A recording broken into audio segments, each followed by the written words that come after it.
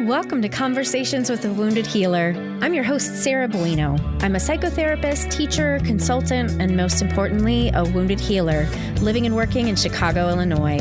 On this show, I interview folks in a variety of healing professions, and we discuss the intersectional journey of healing self while caring for others. We're not just focused on individual healing, but also healing on the collective level from white supremacy, late-stage capitalism, and the patriarchy. Thanks for joining us. Hello, beautiful humans. Welcome to Conversations with a Wounded Healer. I am so delighted that you are here to share this time with me today. So it is early November as I'm recording this, and it is finally starting to get chilly, and I've got a very cozy sweater on today, and I can't tell you how happy that makes me. And we have just experienced the end of daylight savings time, which means that it gets very dark very early. And this is my least favorite part of living in this side of a time zone, that it starts to get dark really early. But the thing that I'm trying to lean on in this time, as I'm losing the daylight and trying to enjoy as much sunlight as I can, is that these are the cycles, right? This is a natural cycle of the earth to get dark in certain parts of the earth at certain times of the year. And that's not bad. It's not wrong. We have just been, I guess, raised to believe that we should still be as productive in all times as possible. And it's right now, this is time when we're supposed to be going inward. We're supposed to be getting cozy under blankets and warming ourselves by fire, right? We're not supposed to necessarily be producing at the same speed. And I was reminded of this a little bit by Reverend Angel Kyoto Williams. I've talked about her before. I did her embodied social justice course and was just she had a liberation challenge and is really calling people to do the deep work of liberating themselves. And one thing that she said was, we must be still enough to feel ourselves and quiet enough to hear ourselves to differentiate between internalized oppression and external oppressive forces. And that stopped me in my tracks and also made me angry because although I do meditate every day, I get in my 20 minutes without fail, that's the only time really that I quiet myself. And this is a time of year that's sort of calling for that. And I've been getting frustrated with myself because I don't have the executive functioning online that I feel like I've had previously. And I've been trying to figure out what's quote unquote wrong with me, right? Is this like a post-COVID cognitive issue? Is this because I moved? Is this because I'm grieving, selling my business? And the truth is, like, when I slow down and just calm down, it doesn't matter. Like, this is what's happening right now.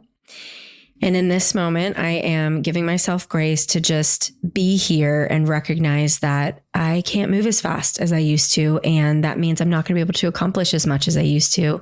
And that's okay. And we're all still going to be fine. Oof. For somebody who lives her life by accomplishing things, it's such a hard thing to say. And I'm trying every day to stop objectifying myself quite so much, but still, when these little pieces pop up, it's like, oof, still there, still very there.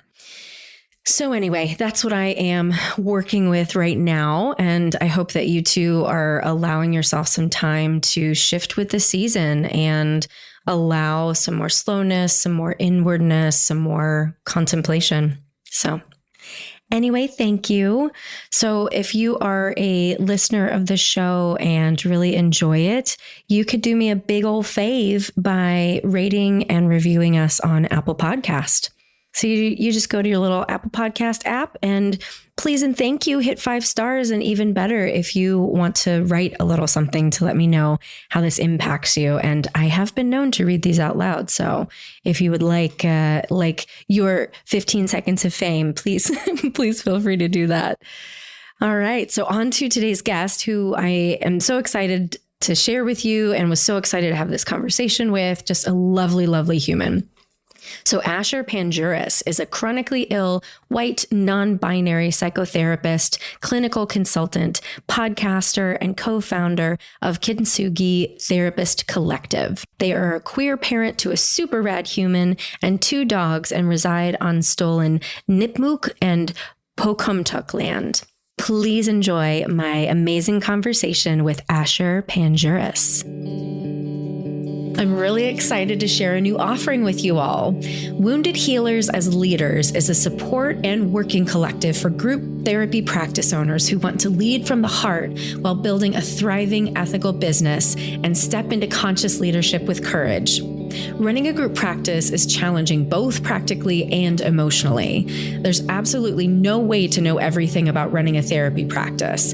And even though you may be a solo boss, to run a practice, do it well, and maintain your mental health is nearly impossible to do alone. Meetings will be held twice a month, with one meeting dedicated to the logistics of running a practice, while the second monthly meeting will be structured as a support group for the emotional components of carrying a business on your shoulders.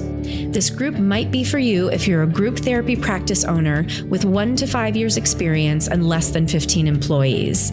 For more details and to register, visit tinyurl.com/woundedhealerleaders. That's tinyurl.com/woundedhealerleaders. Hello, Asher. Welcome to Conversations with a Wounded Healer.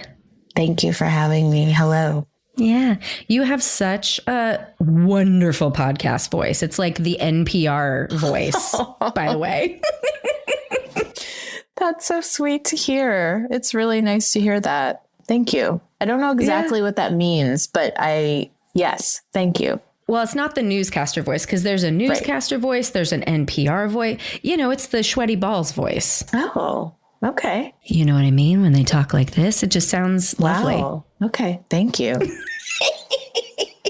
I'm going to try to lean into that somehow. I love it. Yeah. Yes, please. Well, do you want to introduce yourself to folks who might not have come across you before? Sure. Yeah. Well, my name's Asher Panjiris, and I'm a lot of different things, I guess, as we all are. I am a psychotherapist. I'm a queer parent to a human and to 2 dogs.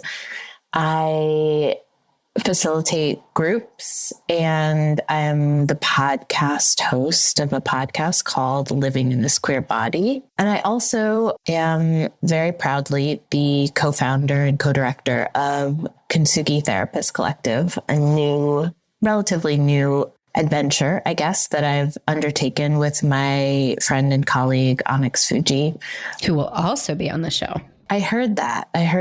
So yeah, maybe we'll talk about that at some point, but that's a really cool thing I'm really excited about right now. So yeah, those are the things. Those are the jams. Awesome. Well, I love a good therapist origin story. So would you mind telling us what led you to this interesting profession that we find ourselves in? Yeah.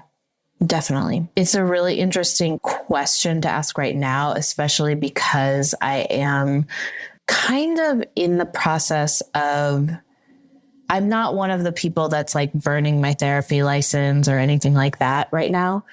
Although probably at some points I've felt like doing that. But I will say that I'm in kind of a sort of career shifting moment where I'm working a little bit less I closed my private practice for a while mostly for kind of health related reasons. But as a result, it's sort of interesting because my identification as a therapist is really feeling like it's coming up really strongly right now as I'm moving more into consulting and group facilitation. I'm sort of like, what happened to me as a therapist? So that identity is very, I have a complicated relationship to it, but technically I'm trained as a clinical social worker, and I did not always know that I wanted to be a therapist. In fact, I spent quite a bit of time wandering around, I don't know, waiting tables and doing lots of things. I went to art school. I went to graduate school, art school. I kind of explored the possibility of proceeding into academia and teaching and getting my PhD. And it was sort of in that moment when I was in graduate school that I was really introduced to psychoanalytic thinking and psychoanalytic frameworks for kind of exploring film and video, which is something that I was making videos in art school. And I was introduced to sort of psychoanalytic thinking when it comes to analyzing film, really the whole world of like giving language to unconscious process. I hadn't really encountered that in such a like kind of poetic and evocative way.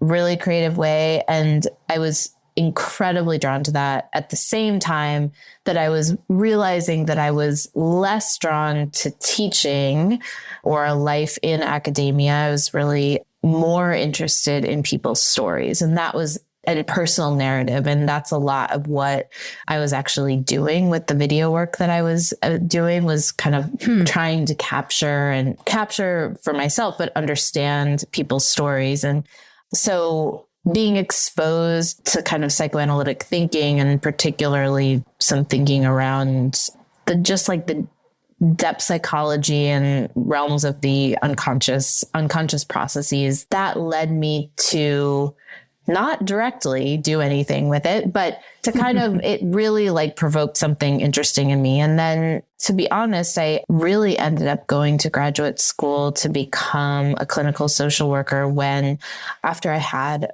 a child and needed reliable income.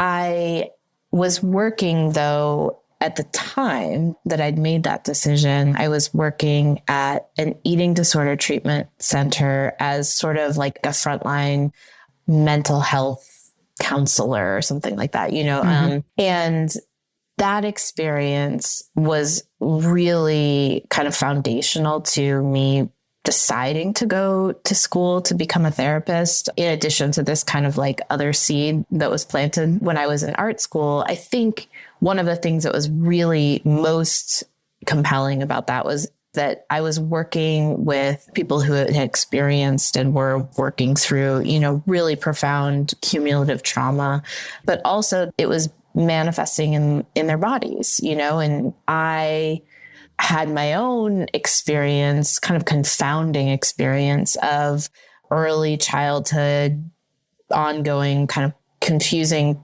traumatic experiences that I felt like I knew were playing out in kind of some somatic ways, not specifically at all actually in disordered eating, but I could really relate to this idea of the people that I was encountering or working with. They were working with their parts. They were working with these kind of wounded parts that were manifesting, somatically. And I felt really empathetic to that. And I also felt intuitively, there's something intuitive about working with people. A lot of the folks at this particular treatment center, it actually is the treatment center where, if anyone who's listening is familiar with Dick Schwartz and internal family systems, it's where he really developed his theories around internal family systems. Is at this eating disorder treatment center in Missouri, where a lot of people had a diagnosis of dissociative identity disorder. And so had kind of this real experience of very clear kind of different parts of self, essentially, that we were working with. And so I had all of that exposure before I even started graduate school and started my career. And so I had sort of it was very intense, but it was also really, I think it really helped me clarify even before I started graduate school and started my career. It clarified why this field was so compelling for me and has helped me navigate my way and helped me like stay with these core kind of ideas around really wanting to help people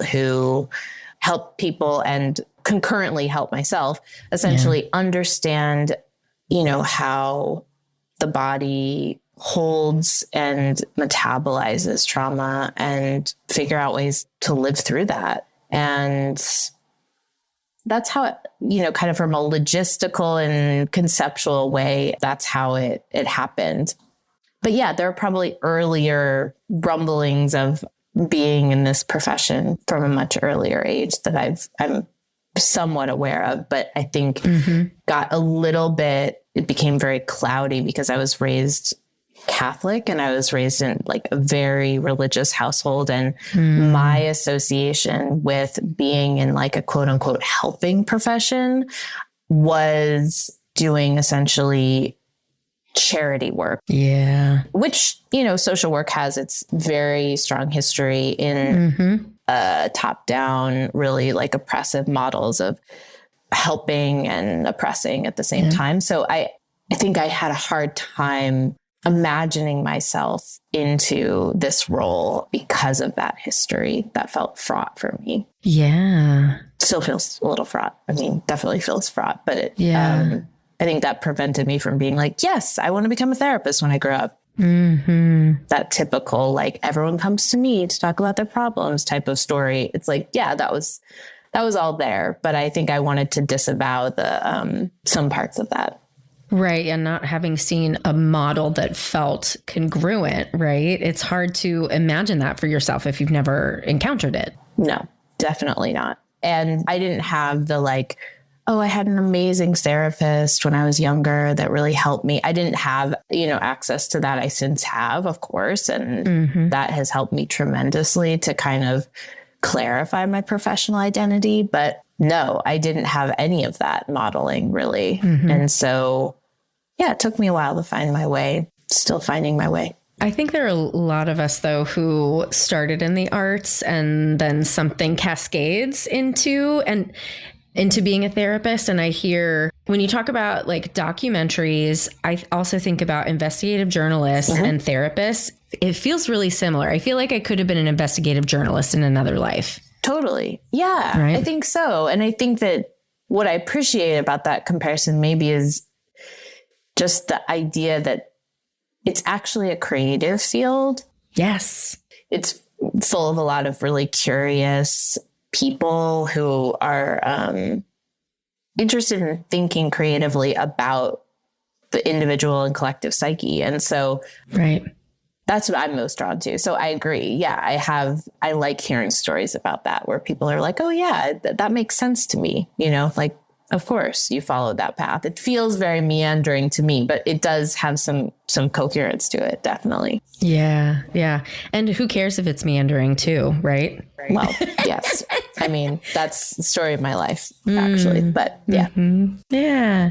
Well, tell us more about, and the word that wants to come out is kitsune. And I know that's not it. What is the name for your collective? Right. Kintsugi. So Kintsugi. Right. So my friend and colleague, Onyx, came up with the concept, but did not come up with the concept of kintsugi. So kintsugi is the Japanese art of repairing. Oh, the gold. Yeah. Pottery, broken pottery. Yeah. With gold. And so essentially one of the kind of underlying ideas which is very on brand with this podcast, Conversation with the Wounded Healer, like the idea that our wounds are sort of I don't want to say our gifts. I heard this line of a song the other day that was like, our wounds are our crowns. And I really liked that. The idea of like elevating our wounds, our woundedness in a way. I mean, I think sometimes it doesn't quite work that way, but I think kintsugi is, in some ways, we are trying to, through the Therapist Collective, we are trying to work with care workers, most broadly, but therapists who are in some ways needing to relearn how to relate to their profession and how to relate to, for sustainability reasons, to kind of relate to themselves as being able to draw on their experiences, their traumatic experiences, their difficult experiences. It's obviously like it's against the blank slate, kind of model, but it is really leaning into this idea of what happens when we, as kind of healers, therapists, care workers, really do sort of not just conceptually, not just tell our patients that like, it's great to be, you shouldn't be limited by your traumatic experiences, but we actually ourselves embody this notion of leaning into and being more transparent, at least with ourselves, about how impacted we are, impacted by the world and by collective trauma, but also how, again, back to the creativity, like how creative we can all be in reassembling ourselves and our lives, our parts, and that doing that should be celebrated. That's the gold part, you know, like it should be celebrated and made beautiful rather than pathologized. Yeah. Yeah. There's a major shift and a reimagining of our field right now. And I'm really curious what you're seeing on your end. Yeah. A couple things. I'm feeling a lot of things for myself, right? And then I'm seeing things reflected in a lot of the people I supervise or consult with and people that are in this collective. We could call it burnout. We could also call it a shift, trying to find, as a result of the burnout, as a result of kind of trying to be care workers in an ongoing chronic pandemic, while we are alongside our clients really having to navigate very difficult times, kind of relentlessly, just like relentless. And I think because of that, we are, and I'll speak for myself, I have, and this is kind of how the Therapist Collective came about, is that I really came up against the real edge of kind of not being able to go on doing things the way I was doing them, which is to say, in my particular experience, I live with chronic illnesses. I have not, for the majority of the time that I worked as a therapist, my clients had no idea about that. They didn't know much at all about my life. And so I spent so much of my career as a clinician trying to minimize the kind of specificity of who I am. And I think there's something about the pandemic and moving to Zoom and like having all these therapists, you know, doing therapy out of their bedrooms and, you know, the kind of like exposure that clients have had to our personal lives, you know, this forced exposure. But I think the Therapist Collective came out of a lot of discussions between Onyx and me because we both are chronically ill and we both are parents. We both have been solo parents for periods of time.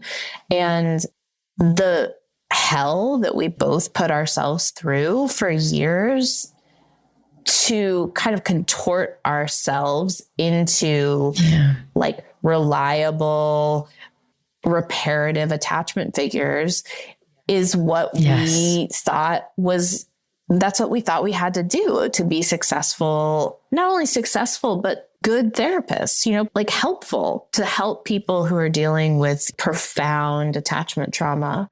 Right. And I think in some ways I'm still figuring out, you know, how to, I wish I had it all figured out, how to be in this field more sustainably. But what I have learned, and what I think a lot of people are learning, is that being more transparent about the impact of both the work and the world on me as a human, a limited, you know, disappointing human. Yes. Has been really transformative for my clients and really has been the honest way to work, but it also feels like one of the ways of working that doesn't lead to such kind of profound burnout, like to the point where people are leaving the field. Both of us kind of honestly feel like we have to catch people before they just leave, which is not to say that people shouldn't leave. I mean, some people should leave. And and in some ways, you know, I think it's a profound reimagining of how we are in relationship to the work that we are doing. So, I mean, for example, just disclosing that I have a chronic illness is not enough or wasn't enough. I mean, over a period of years, I really experimented with letting, especially some of my longer term clients in on a bit more of what it meant to be me. Yeah. And that involved occasionally and increasingly over the past year, like having to cancel or reschedule sessions. But it's not just about scheduling and rescheduling. I think that's sort of a limited way of thinking about this. I think that's one of the ways that these issues manifest. But I do think it's also about bringing, even if I don't speak about it out loud or, kind of take it up with my clients, I think bringing more of my own awareness or own transparency within myself about how much I'm being impacted by this work or how much I'm being impacted by the pandemic. I'm immunocompromised. I take medication that compromises my immune system. It's been really scary. I lived in New York at the beginning of the pandemic.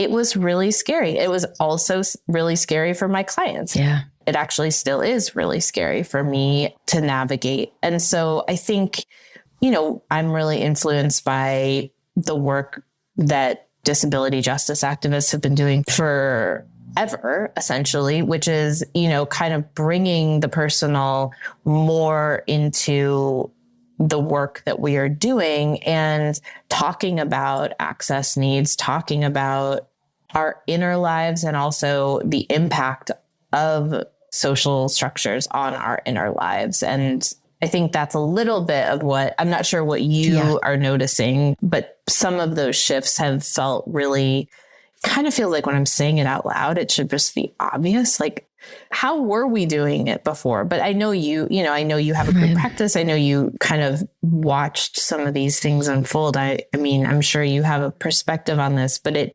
almost feels like these realizations shouldn't be as profound as they are. But I think if you're in the field, it actually is pretty radical to kind of lean into some of these parts of our identities.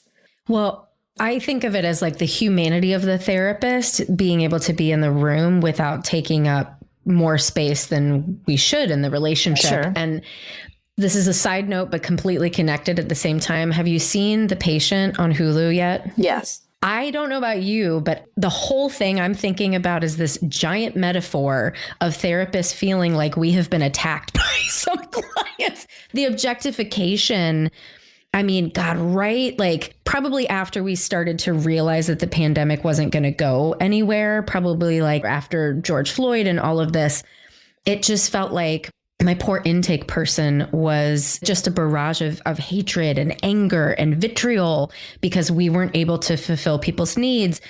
Clients saying like, you're not helping me and I'm not feeling any better. All of this, like the objectification being thrown at the therapists. And I was like, we are human too. We are feeling this too. We are not immune from any of this. And so I need to have in that way a reciprocal relationship with my clients that they can recognize my humanity. You don't have to care more than just knowing that I am human and I am going to be here and have feelings too. Mm-hmm.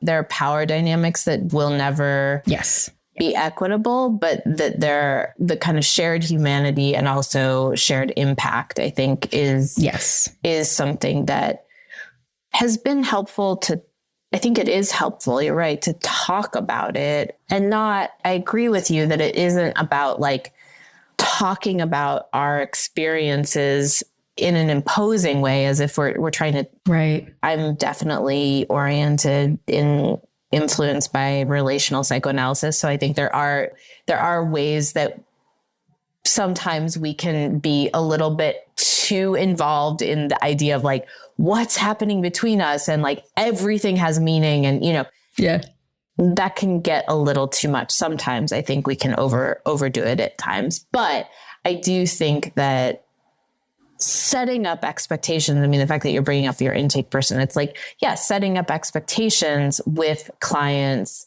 around this kind of shared humanity is really, and what therapy is now, like what is therapy and what do you expect from it? I think the harder experiences I had were with patients that I had worked with for years, sometimes multiple times a week, who I had sort of conditioned essentially to expect me to not impose myself in the therapeutic space. I was like, I'm completely well. I mean, it was all sorts of internalized ableism, and I'm well, I'm good, I'm good over here. Like, welcome into my space and let me help you. It was like a customer service job or something. And I really think that in doing a lot of my own untangling of my internalized ableism, that I've been able to kind of be more transparently vulnerable with my patients. And I don't think it makes things better fully, but I think it really helps to dismantle the idea that, like, the top-down idea of the therapeutic relationship. Yeah. As you talk about internalized ableism, I'm just thinking about I feel like maybe this has happened before in our profession, but I haven't been around, so I didn't know. But it feels like an awakening to just how rooted in white supremacy our field is.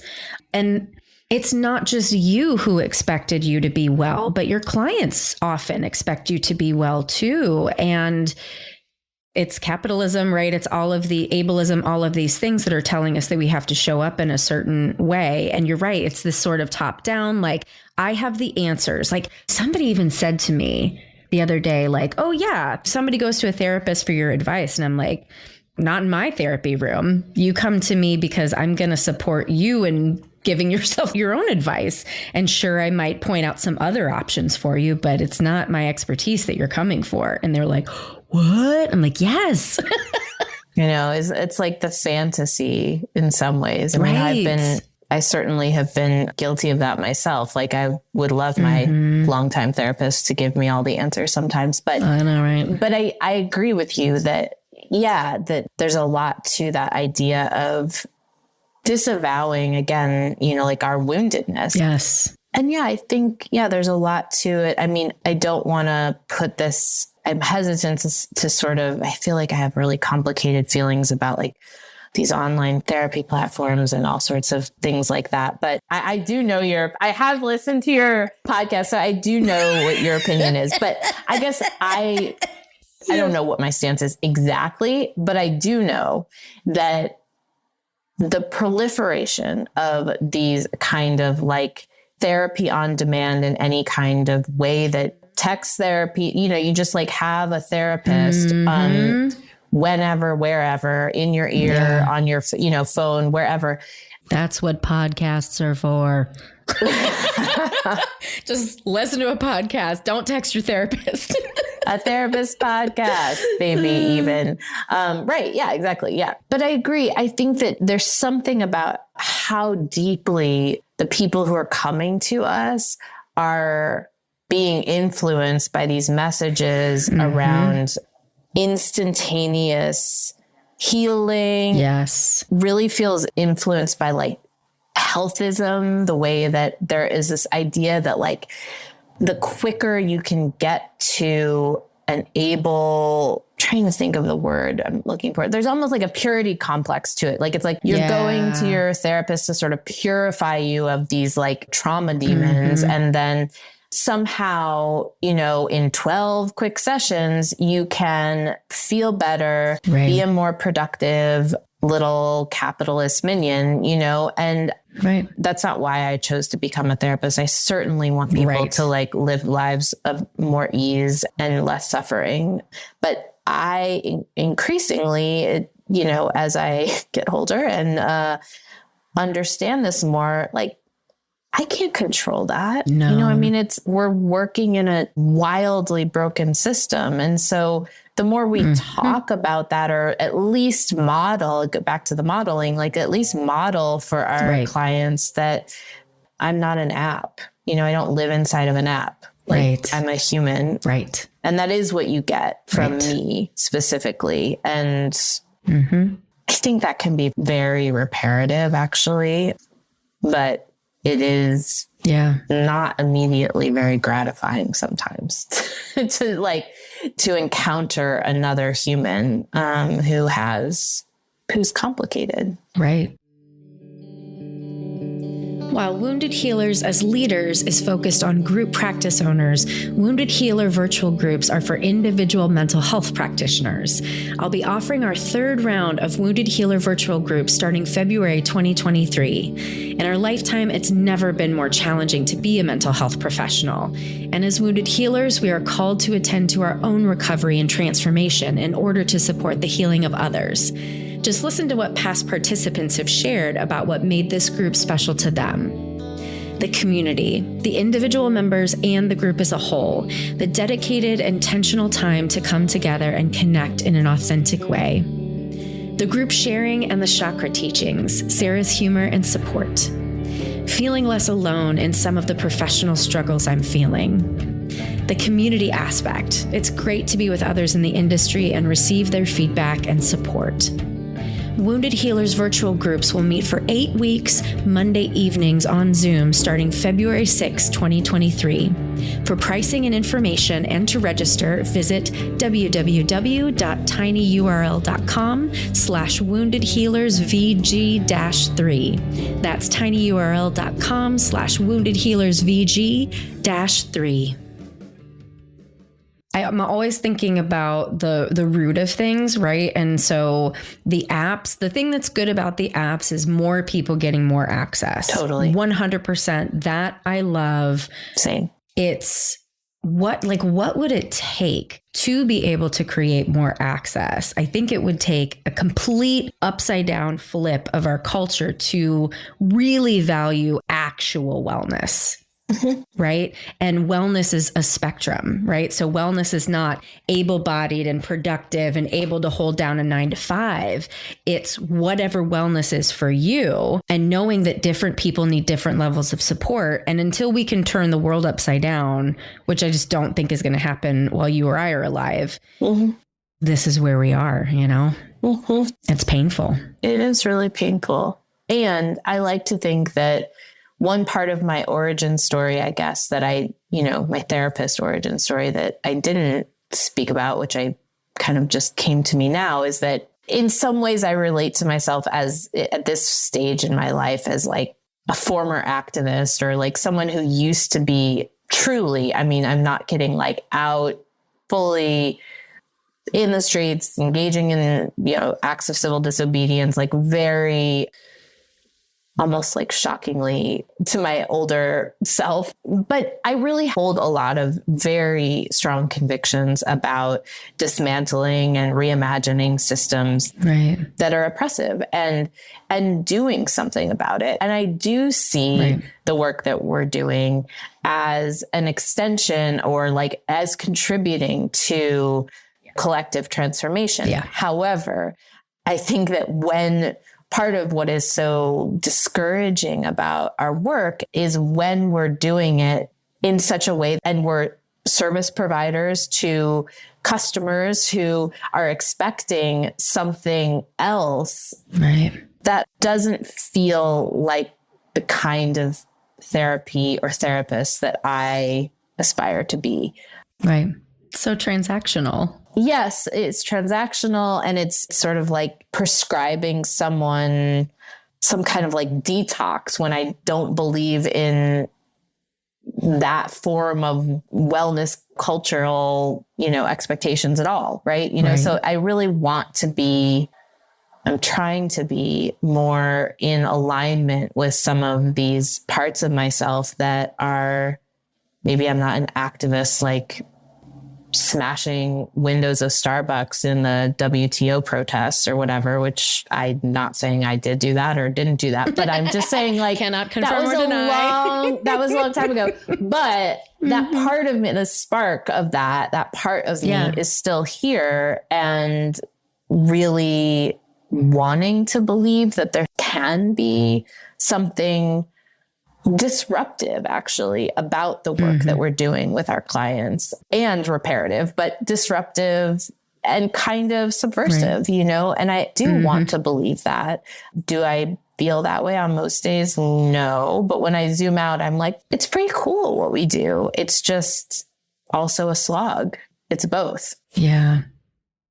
I want to take this topic and run with it. And so I'm acknowledging we're probably not going to get to the healer and wounded healer question. And I don't care, because I think this part is more important. But hearing you talk about being a disruptor, being subversive, I guess I have been surprised recently to recognize that therapists are a very fearful people in general. Interesting. I, of course, have fear, but I do the thing anyway because I want to be subversive and challenging and, you know, change the world sort of thing. And I guess I want to continue to invite that, like, I think social workers at our core are shit starters. I mean, that's what I identify with. And I have a really hard time identifying with the mindset of letting fear stop you from doing the thing just because it might piss somebody off. It's not a question, but I figure we can keep talking about it.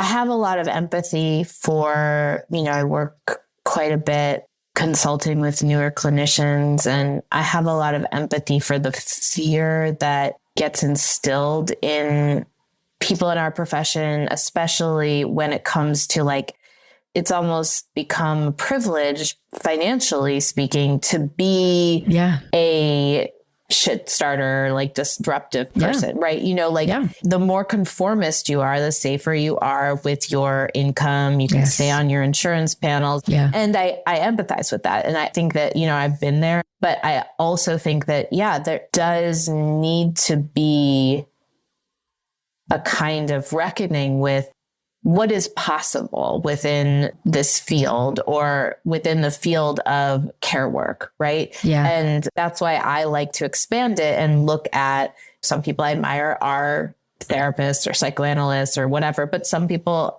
like a lot of the people I admire and kind of draw on their work, are activists or are organizers or whatever. And so I think that there's something about really addressing the limitations that we put on ourselves in terms of, like, what can happen in, for example, I guess in a Zoom room at this point, but what can happen in someone's office, or what can happen, you know, what can transpire between you and a practice or you and your patients.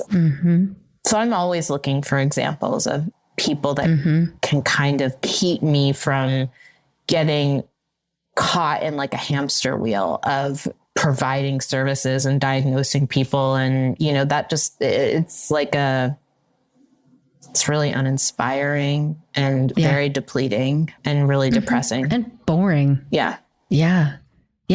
Well, and I'm thinking everybody who becomes a therapist has a master's degree. So there's a certain amount of privilege that we all hold.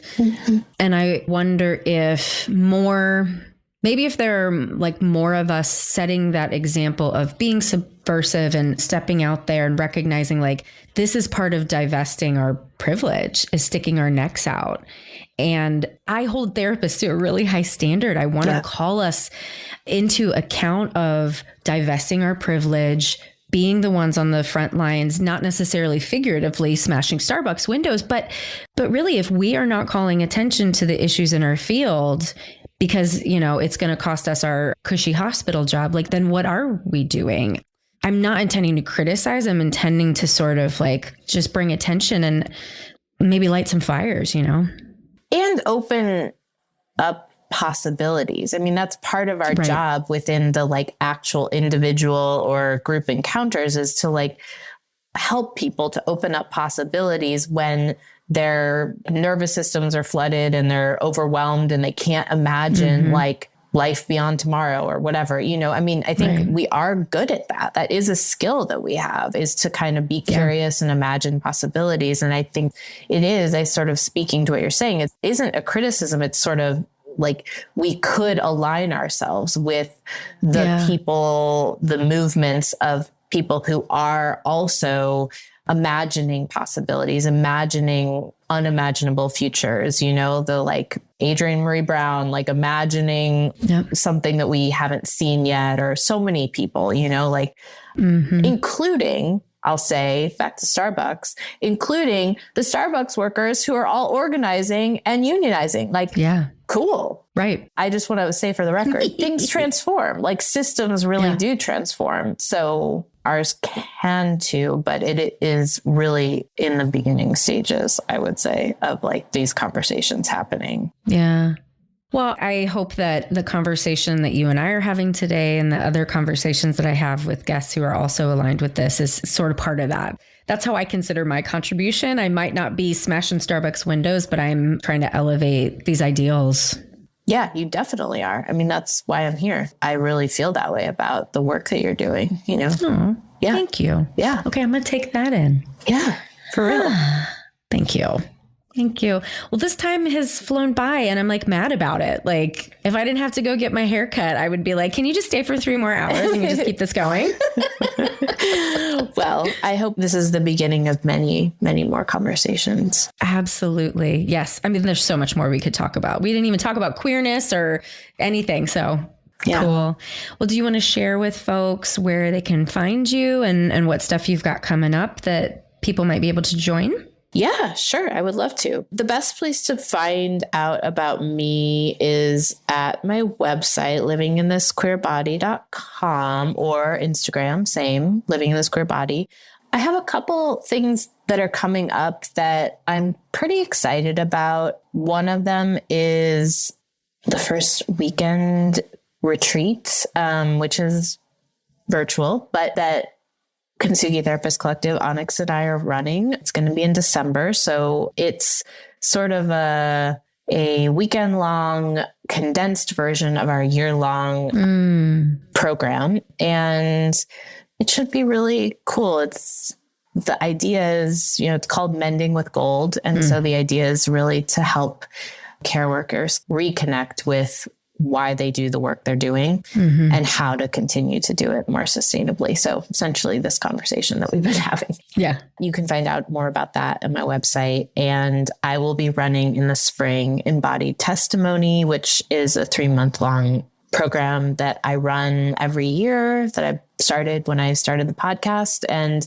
the topic this year is sick and tired. And so I think there are probably a few people out there who can relate to that. And we're going to be talking a lot about and exploring chronic illness, disability, and things like long COVID, and reading a lot and reflecting a lot. And so you can find out more about that. I love that program. It's like sort of my little gem. Beautiful. Yeah. Thanks for letting me tell people about my work. Absolutely. Anytime. Well, thank you for being a friend of the podcast. And I look forward to future connections with you. Thank you. Thanks for having me. Thanks to Asher for being a kick-ass guest today. For more information about Asher, you can go to our website at www.headhearttherapy.com/podcast. And thanks as always to the Creative Imposter Studios for editing, to Liam O'Donnell for our album art, and to Ben Mueller for our theme music. Until next time, bye-bye.